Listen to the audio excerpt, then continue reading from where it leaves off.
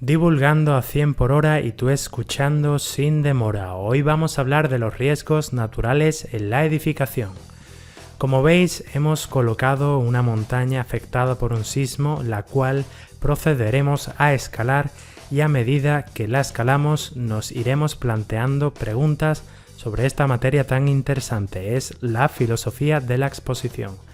Entonces empezamos con las dos primeras preguntas que nos hacemos. ¿Qué son los riesgos naturales y qué daño producen a las personas y a las edificaciones?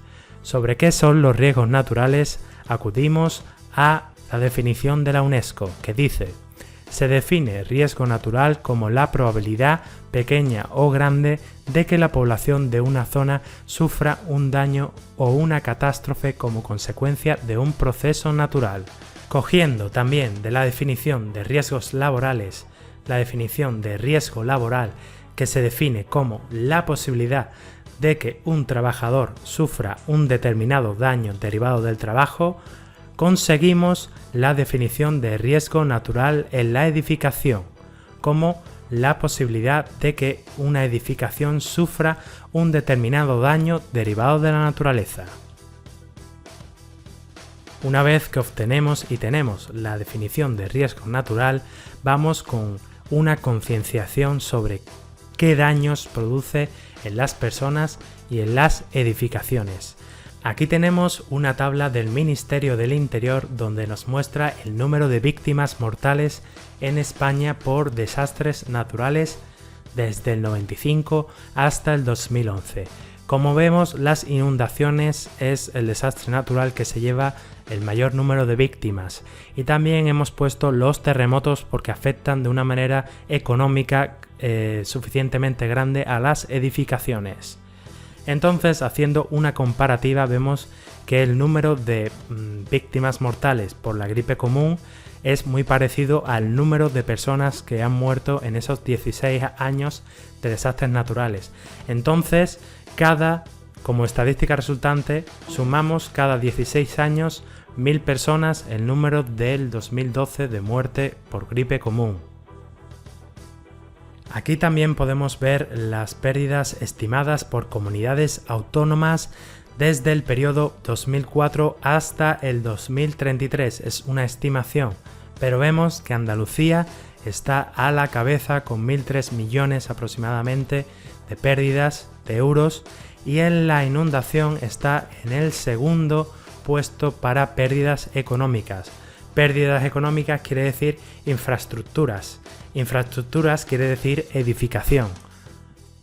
Si hablamos de sismos en Andalucía, no podemos más que recordar la tragedia en Lorca, donde hubo 9 víctimas mortales y unos 324 heridos. También hubo 50 millones en daños patrimoniales. Aquí podemos ver la foto de la iglesia de Santiago. Y también tenemos que decir que después de la catástrofe a mucha gente perdió un poco el raciocinio, como este promotor que tenía en su poder 60 edificaciones, se cogió un traje verde de los del grupo técnico y empezó a marcar sus casas de color verde diciendo que eran habitables. Lógicamente los vecinos se quejaron y llegó un grupo técnico y marcó la mayoría de sus viviendas de color negro. Seguimos el camino y una vez que sabemos la definición de riesgo natural y la capacidad de poder que tienen, vamos a intentar clasificarlos los riesgos naturales. Hay que decir que en la rama ambiental hay un sinfín de riesgos naturales, pero esta creemos que es la mejor recopilación sobre los riesgos naturales, donde podemos ver meteorológicos y climáticos, que pueden ser golpes de calor, golpes de frío, lluvias intensas, geológicos externos como subsidencia, que es hundimiento del terreno o inestabilidad gravitatoria o del suelo, y los menos frecuentes pero más poderosos, como pueden ser los volcánicos o los sísmicos, que son geológicos internos. Hay que recalcar también que los científicos, o una noticia que vemos aquí, los científicos culpan que el terremoto de Lorca se debió a una excesiva extracción de agua. Eso puede definirse más que como un riesgo natural, como un riesgo tecnológico. Los riesgos tecnológicos son los que tienen como mecha, es decir, son producidos por el hombre, se producen por la excesiva explotación de algo, de un terreno o de lo que sea por parte del hombre, ¿vale? Y por ejemplo, aquí vemos un hotel que está construido en un volcán, entre comillas, inactivo, pero que en cualquier momento, en Ecuador, el hotel, pero que en cualquier momento puede ese hotel pues venirse abajo, ¿no? Bueno, seguimos. Aquí nos vamos a una pregunta muy importante que es ¿cómo podemos defender la edificación ante los riesgos naturales?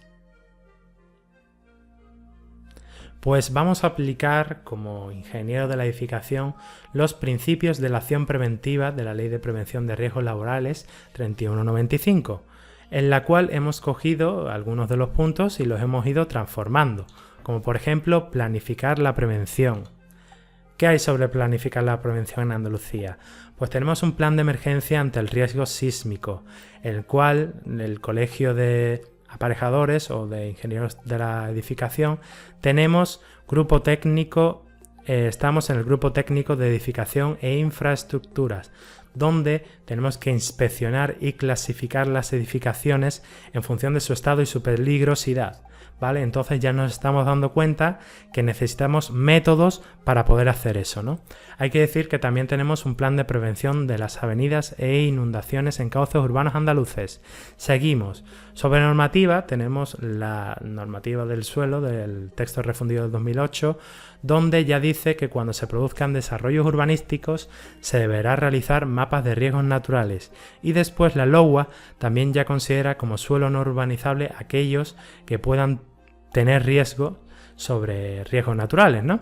Eso es una gran ventaja, es ya algo que permite de alguna manera prevenir los desastres naturales, ¿no? Así que vamos a empezar. También tenemos un montonazo de mapas de peligrosidad, de vulnerabilidad, mapas de riesgo, una serie de mapas que nos van a ayudar a saber la situación geográfica en cuanto a sismos de nuestro país. También hay que decir, por como nota casual, ¿no?, que más o menos el 60% de los acelerógrafos, es decir, los que marcan la intensidad sísmica, pues están en Andalucía, ¿no? Después cogemos este punto, evaluar los riesgos que no se pueden evitar, y nos vamos, imaginemos que vamos a construir un edificio en un entorno natural que puede llegar a ser peligroso o pueden ocurrir desastres naturales, y con esta tabla calculamos el índice de probabilidad viendo las veces que ha ocurrido anteriormente, y también vemos con qué fuerza ocurrió, ¿no? Y ya tenemos aquí una clasificación. Jugando con esos dos números, índice de probabilidad e índice de daños, unimos las dos columnas y ya tenemos estas cuatro soluciones para el riesgo, que pueden ser muy alto, alto, moderado, bajo. Estas cuatro evaluaciones nos dicen cómo es el riesgo cuando se realiza pues la determinada acción, ¿no? Esto, como veis, es muy parecido a la evaluación de riesgos laborales. Así que, como veis, como ingeniero de la edificación tenemos muchas analogías que podemos utilizar. Aquí tenemos, por ejemplo, la MS98, la escala de vulnerabilidad MS98, donde vemos que según la tipología estructural podemos definir diferentes tipos de vulnerabilidad de las viviendas, ¿no? Como veis, yo he hecho un ejemplo con una casa que he cogido, en la cual es de código H2, aquí lo veis en la tabla blanca, ¿vale?, de estructura porticada de hormigón armado desde 1970 hasta 1995, con una clase de vulnerabilidad BC. Entonces, haciendo esta ficha podemos ir viendo las diferentes capacidades estructurales que tiene la casa y darle un rango, una valoración de vulnerabilidad ante sismos, ¿no? Y bueno, después de eso, como técnicos podríamos realizar, o si se nos pide, un mapa completo de la vulnerabilidad en nuestra ciudad, ¿no? Entonces seguimos. También, una vez que se ha producido la catástrofe, podemos hacer una estimación de daños.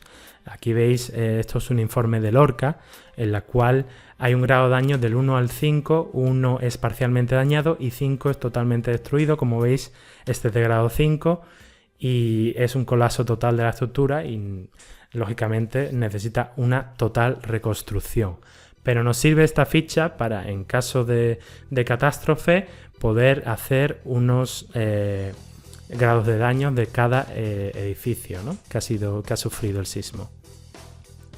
Así que cogemos también este punto, adaptar el trabajo a la persona, y lo transformamos en adaptar la edificación al entorno. ¿Cómo se hace eso? Pues muy fácil, teniendo una mentalidad de construcción sismo resistente, la normativa, aprendiendo de los errores. Estos son los errores que puso el técnico de Lorca. Sobre, por ejemplo, muy importante, anclar los elementos no estructurales, como antepechos, pretiles, cerramientos a la estructura, porque en el momento de sismo cayeron y provocaron víctimas en las calles. Por ejemplo, plantas diáfanas o pilares cortos, todo eso son fallos que propician el colapso, ¿no? También tenemos que hablar sobre las inundaciones. Lógicamente, no se puede construir en la vega de los ríos, pero bueno, sin embargo se construye, ¿no? Pues bueno, vamos a poner puertas estancas o suelos adaptados a las inundaciones, y también fortificar los sótanos para evitar el colapso de cuando haya inundaciones severas, ¿no? Después debemos dar las debidas instrucciones a los trabajadores. La palabra trabajador vamos a tacharla y vamos a poner, bueno, no vamos a tacharla, pero la cambiamos por ciudadano, ¿vale? Aquí tenemos, por ejemplo, un interesante cartel que te dice antes, durante y después qué es lo que hay que hacer en las inundaciones. Estos carteles deberían de estar colocados en zonas donde sabemos que anualmente se producen inundaciones, ¿no?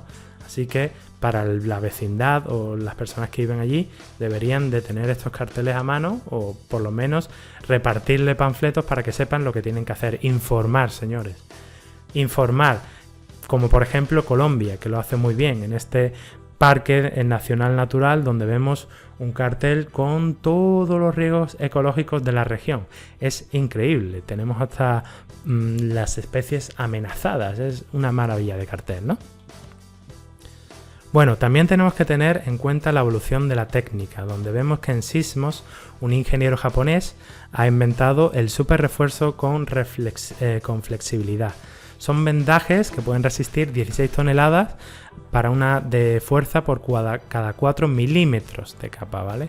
Imaginemos eso, que se puede parchear, como veis, por todo el edificio, y bueno, ante un sismo elevado responde muy bien, y el tema del pandeo parece ser que lo lleva bastante bien y mantiene firme el pilar, ¿no?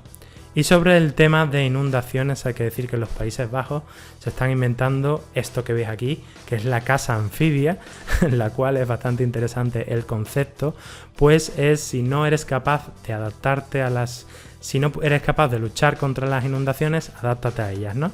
Pues esto es la filosofía. ¿Y cómo funciona? Pues aquí vemos una base de hormigón, honeycomb, que significa panal de abejas, la cual veis tiene esa forma, está vacío por dentro, y cuando entra el agua empieza un mecanismo elevador a subir la casa, y para que la casa no se vaya a la deriva hay unos pilotes anclados al terreno que permiten que la casa suba como 9 pies, pero que no llegue a irse, ¿no? Como quien dice.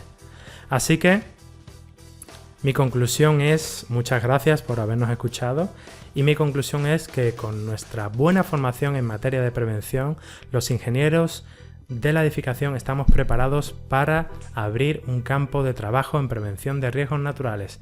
Así que muchas gracias y nos vemos en el próximo episodio de Divulgando a 100 por hora. Un saludo.